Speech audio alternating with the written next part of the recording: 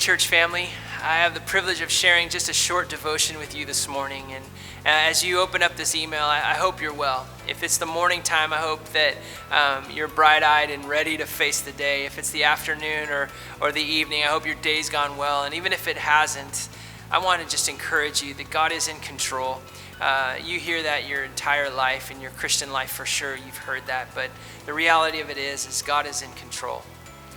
I was reflecting this morning on the 23rd Psalm. In fact, I had the opportunity to share a short devotion with our staff during our staff meeting, and I was struck with the importance for us as those who are called to be pastors and leaders, that we're called to be nurturers, we're called to be shepherds under the great shepherd of the sheep.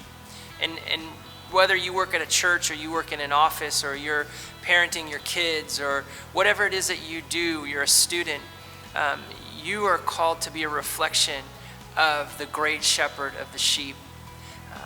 Just because I have a title doesn't make me any more special or my role any more significant. You have a title as well, and it's child of God and it's servant of God.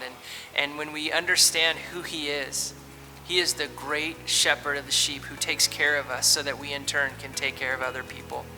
You know, God in his word in the 23rd Psalm says that he is the one who's our shepherd, so we're not in want. He's our all-sufficiency.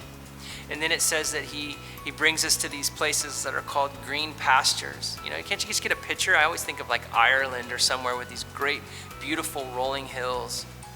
This grass that, in my mind, as I read the psalm, it's green, it's alive, and it's there for the nourishment and the feeding of that sheep, and it's also bedding for that sheep to rest. God brings us to these places and he makes them available to us, but he can't force us to rest and he won't force us to eat.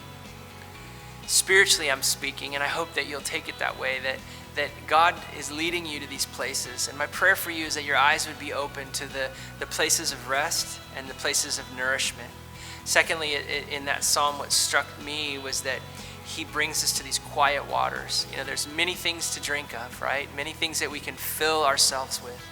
But there's a place and a spring of living water, and God brings us to the place. But guess what? Even there, he can't force us to drink. He doesn't, because we're in a relationship. He says, here it is, and for your health, drink this.